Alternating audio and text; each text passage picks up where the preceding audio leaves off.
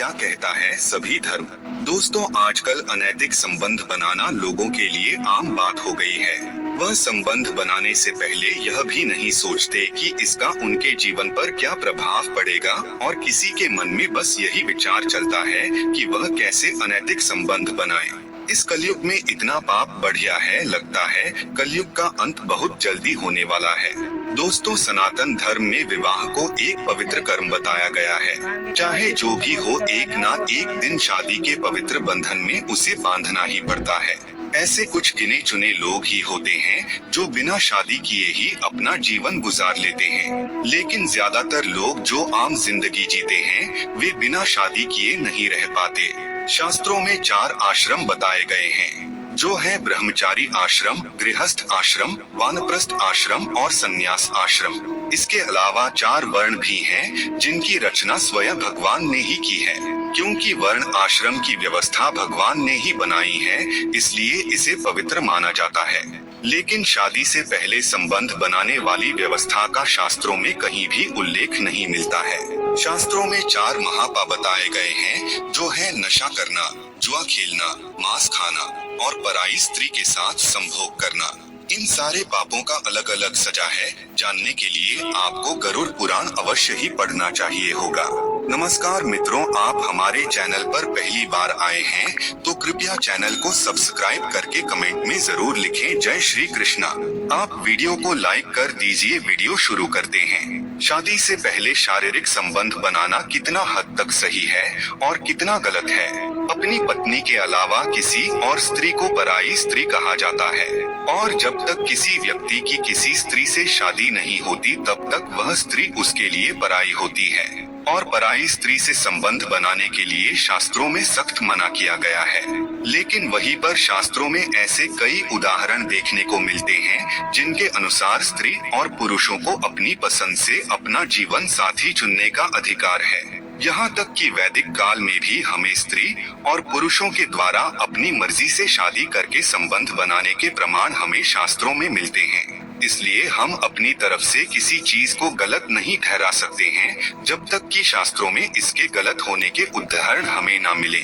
उदाहरण के तौर पर शकुंतला, उर्वशी, चित्रलेखा और चित्रांगदा आदि के विवाह के पूर्व अपनी पसंद के पुरुष से संबंध बनाने की बात हमारे धार्मिक ग्रंथों और पुराने के जरिए ही हमारे समाज में आती है। वही अगर चारवाक सिद्धांत की मानी जाए तो सही गलत का विचार न करते हुए हमें वह करना चाहिए जिससे हमें प्रसन्नता मिलती हो। और आज के समय में जो लोग तन, मन और धन से व्यभिचार करने में समर्थ हैं, वो आज के युग में भी अक्सर एकांत पाते ही धर्म ग्रंथ और नैतिकता की परवाह किए बिना बिना विवाह के ही आप में शारीरिक संबंध स्थापित कर रहे हैं। और आज के समय में तो यह सब बहुत ही आम होता जा रहा है। प्राचीन युग में क्या शादी से पहले संबंध बनाते थे?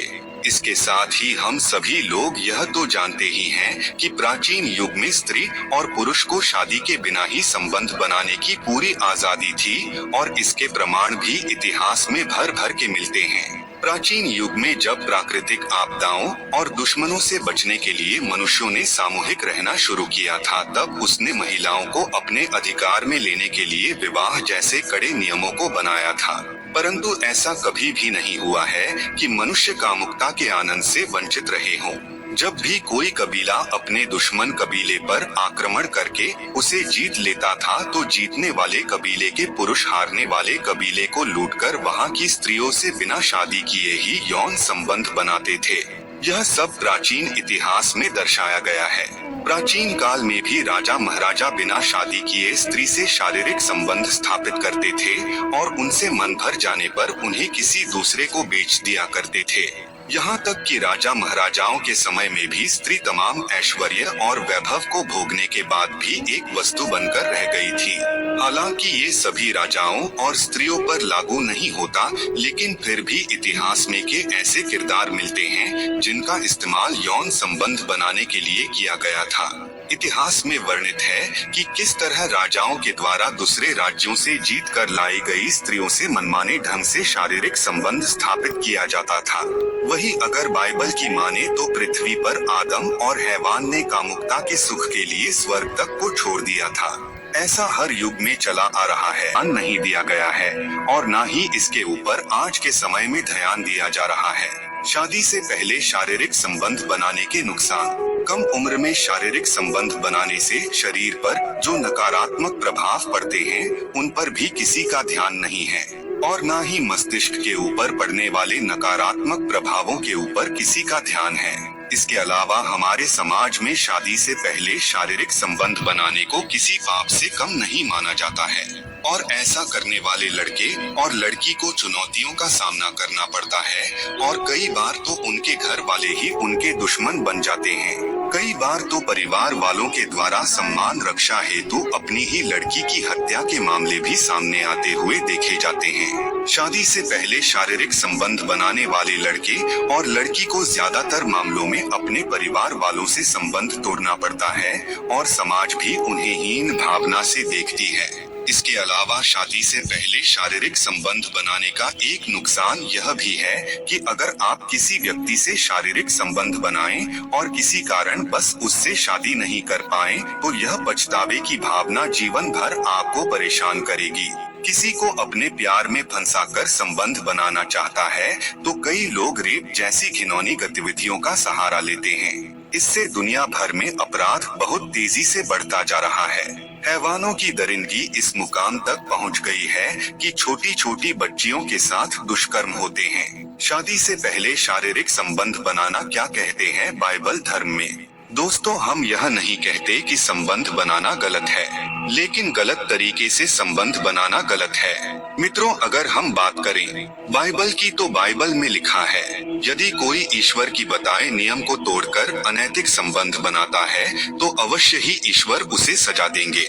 ईश्वर ने यौन क्रियाओं के लिए पति और पत्नी का रिश्ता बनाया है ताकि नैतिक और अनैतिक संबंधों में फर्क किया जा सके। शादी से पहले शारीरिक संबंध बनाना क्या कहते हैं कुरान मुस्लिम धर्म? मित्रों, धर्म चाहे कोई भी हो, हमें सही ज्ञान किसी भी धर्म से ले लेना चाहिए। कुरान में भी केवल पत्नी से ही संबंध बनाने को सही माना गया है।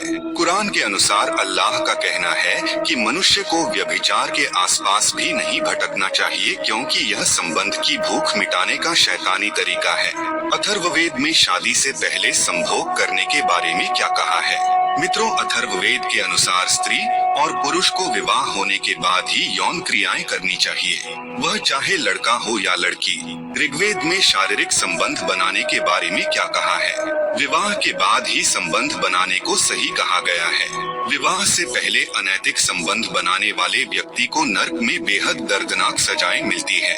अर्थात सभी धर्मों में विवाह के उपरांत अनैतिक संबंध को अपराध की श्रेणी में रखा गया है। दोस्तों, आज का हमारा यह वीडियो आप लोगों को कैसा लगा?